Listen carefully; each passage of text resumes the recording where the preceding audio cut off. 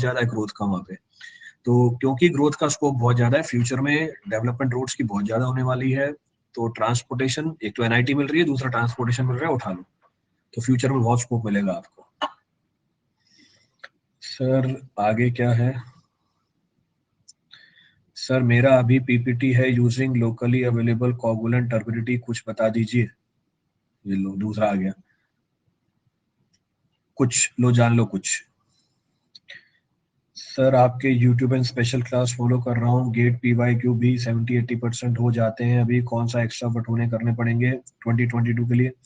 बेटा gate PYQs अगर 70-80% हो जा रहे हैं अभिजीत, बहुत ही अच्छी तैयारी है आपकी।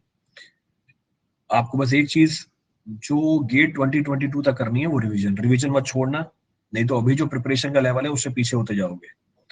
तो जो प्रिपरेशन का लेवल है उसको एनहांस करने के लिए अपने रिवीजन की फ्रीक्वेंसी बढ़ा दो, तो ये जो परसेंटेज है और इंक्रीज कर जाएगी आपकी। देन सर कल आप पेपर डिस्कस करेंगे लाइव में? हाँ बिल्कुल पेपर डिस्कस करेंगे, ये देखो कोड बना रखा है सामने, इस कोड को स्कैन कर लो। Tomorrow will be discussing the paper live. YouTube पे जो आरसीसी हो रही है, जेई एग्जाम के लिए इतने डेप्थ पढ़ने की जरूरत है क्या? आप मेरे को बता दो जेई एग्जाम के लिए कितने डेप्थ पढ़ने की जरूरत होती है, तो एक बार आप एनालिसिस कर लेना आज। कल पेपर है, वैसे ही आप तो जेई की तैयारी कर रहे हो, ईएससी तो दोगे नहीं मेरे ख्याल से। तो since you are preparing for JE, ESC का पेपर है, तो कल तो फ्री हो आप। तो कल फ्री हो आप, एक बार डेप्थ बताना कितनी डेप्थ तक आरसीसी पढ़नी चाहिए, आरसीसी जेई के लिए। तो जेई के लिए कितनी डेप्थ होती है, फिर एई के लिए कितनी डेप्थ तक हम पढ़ते हैं, और ईएससी के लिए कितनी डेप्थ तक पढ़ते हैं, और गेट के लिए कितनी डेप्थ तक पढ़ते हैं, ये सारी डेप्थ कैलकुलेट करना कल और बताना मुझे कि कितनी डेप्थ तक आरसीसी पढ़नी चाहिए इन सारे एग्जाम के लिए। तो एक दिन का टाइम है, ये सारी एनालिसिस करना, मेरे को मैसेज कर देना, आप पर्सनल मैसेज करना, सबको मत बताना। मतलब ये जो ये राज है, सबको मत बताना, मेरे को पर्सनल बता देना, फिर मैं उतनी डेप्थ तक ही पढ़ाऊंगा जेई के लिए।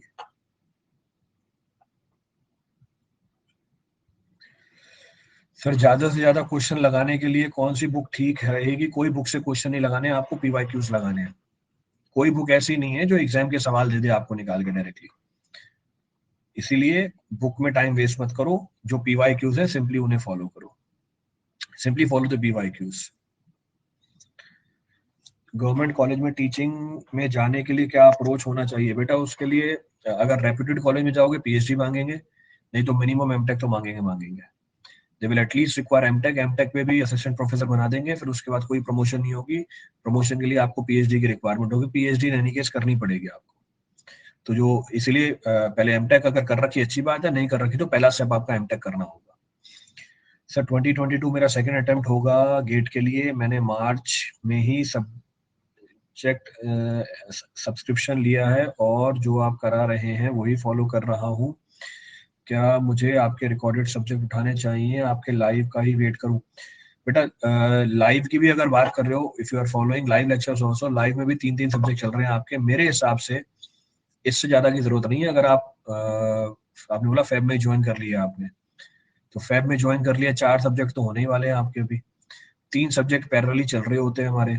इससे ज्यादा और कुछ करने की जरूरत नहीं है, बस जब आप सितंबर में पहुंच जाओ तब नॉन टेक स्टार्ट कर देना और मैथमेटिक्स स्टार्ट कर देना, सिलेबस आपका आसानी से पूरा हो जाएगा। Very easily your syllabus will be completed. Sir मैं सब्जेक्ट पढ़ता हूँ, 15-20 दिन में सब्जेक्ट का नॉलेज 20% ही बचता है, रिवीजन भी करता हूँ पर याद नहीं रहता। तो रिवीजन नहीं कर रहे हो बेटा, रोज आप डेली रिवीजन करना है, हर क्लास में बताता हूँ रिवीजन शुड बी डेली, नहीं छोड़ना है रिवीजन आपको। जितना भी टाइम आप पढ़ते हो उसका 20% रिवीजन में देना ही देना है। So 20% of the study time daily is to be invested in the revision। अगर आप ऐसा करोगे तभी चीजें याद हो पाएंगी, अगर ऐसा नहीं करोगे चीजें याद नहीं रह पाएंगी आपकी, चीजें क्योंकि हमारा ब्रेन वॉलेटाइल है, चीजें सारी उड़ जाएंगी। तो इसका कोई शॉर्टकट नहीं है, there is no shortcut for this. Next क्या बोल रहा है? जुलाई स्टार्टिंग में सब्सक्रिप्शन ली थी फॉर गेट एंड ईएससी 2022, जुलाई स्टार्टिंग में ली थी, गेट 2022 नेक्स्ट ईयर के लिए। मतलब सर थोड़ा गाइड कर दो, कौन से कोर्स रिकॉर्डेड से शुरू कर दें, कौन से लाइव की वेट करें?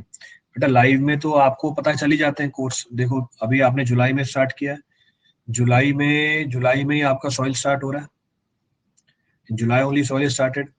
जुलाई में आपकी एफएम चल रही है, तो ये 2 सब्जेक्ट तो आपके ये चल ही रहा है, again very important from GATE point of view. इसके अलावा अभी इन्वायरमेंट खत्म हो गई है, तो इन्वायरमेंट तो नहीं होगी, तो आप इन्वायरमेंट रिकॉर्डेड उठा सकते हो, you can go for recorded environment. तो रिकॉर्डेड इन्वायरमेंट स्टार्ट कर दो। तो सॉइल और एफएम आप कर लो लाइव, इन्वायरमेंट रिकॉर्डेड उठा लो। ये दोनों 1.5 घंटे के लेक्चर है और ये 2 घंटे का लेक्चर है। रेकमेंडेड तो ये भी नहीं है, पर अगर आपको रिकॉर्डेड इतनी इच्छा हो ही रही है करने की, तो मैंने आपको ये बता दिया है। मेरे हिसाब से 2 अगर आप लाइव लेक्चर कर रहे हो, it is more than sufficient. इससे ज्यादा समझ में ही नहीं आएगा, इससे ज्यादा ब्रेन की कैपेसिटी होती नहीं है, तो अपने ऊपर बर्डन डालने से नहीं हो जाएगा। फिर से ध्यान रखना, सिलेबस कंप्लीट करना एम नहीं है।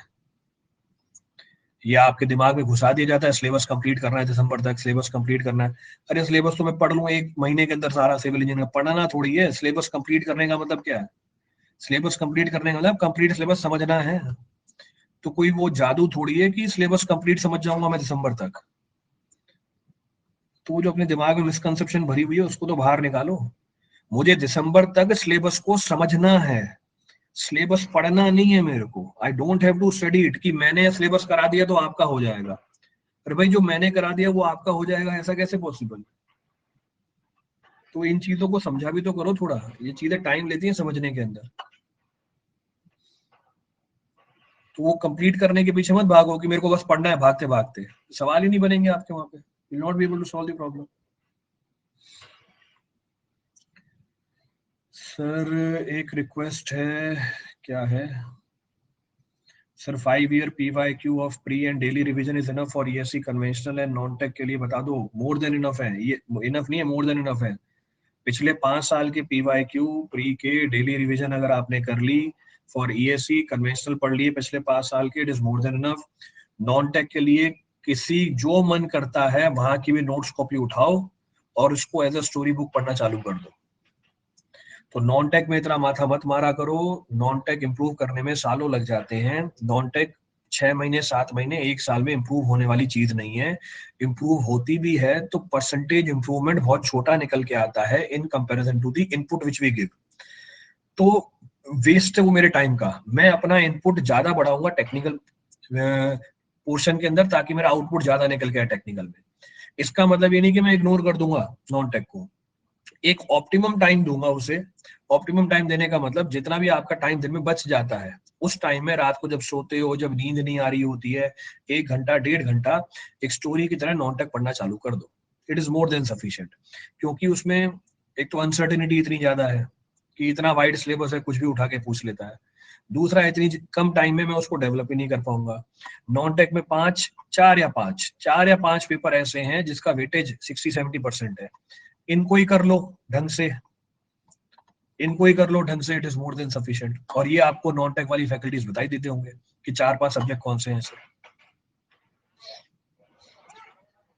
बार्क का क्वेश्चन लेवल क्या होता है? गेट के इक्वलेंट। बार्क का क्वेश्चन लेवल गेट के इक्वलेंट निकल के आता है। Now we can do MTech from DRDO do talk little on it sir। Now we can do, I have not seen the notification of that. Notification भेज देना मुझे, share the notification DRDO से MTech की। Sir structure की RC Hibbeler book follow कर रहा हूँ, but काफी टाइम लग रहा है, उसे समझने में काफी एफर्ट मांगता है। बिल्कुल पुष्पेंद्र, अभी यही तो बता रहा था, ये कोई अभी यही बता रहा था। सिलेबस सिलेबस कंप्लीट नहीं करना, उसे समझना है। और समझने में चीजें टाइम मांगती हैं। जिन एग्जामों की आप तैयारी करते हो उसमें सालों लग जाते हैं पेपर क्लियर करने के अंदर।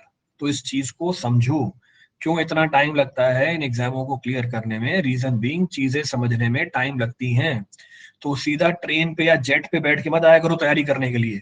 सर मैंने जुलाई में ज्वाइन किया, अभी आया था ना डाउट, मैंने जुलाई में ज्वाइन किया, दिसंबर में सिलेबस खत्म करना है, बताओ स्ट्रेटेजी। अरे भाई कोई जादू है क्या, जुलाई में ज्वाइन करके दिसंबर में समझ लोगे?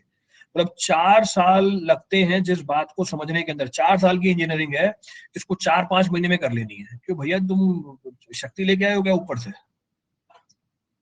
कि 4 साल जिसको समझने में लगते हैं वो 4 महीने में? सर सिलेबस खत्म कर दो मेरा, जुलाई से लेके दिसंबर में मेरा पेपर सिलेक्शन हो जाएगा। अरे इसमें सिलेबस ही खत्म होगा, फिर आपका पेपर नहीं होगा, पेपर नहीं निकलेगा इसके अंदर। These things require time. तो तसल्ली से आओ, शांति से चीजों समझो तो सही पहले।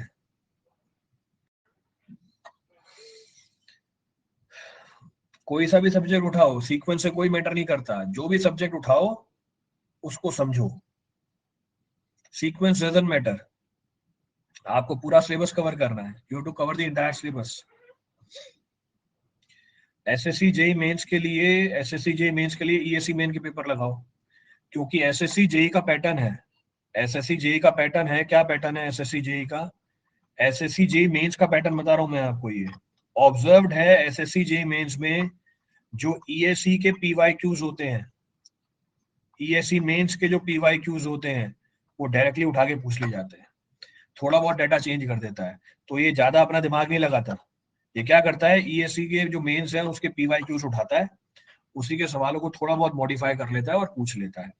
दूसरा, थ्योरी के ऊपर ध्यान देना यहाँ पे, take proper care of theory. जितनी थ्योरी ईएससी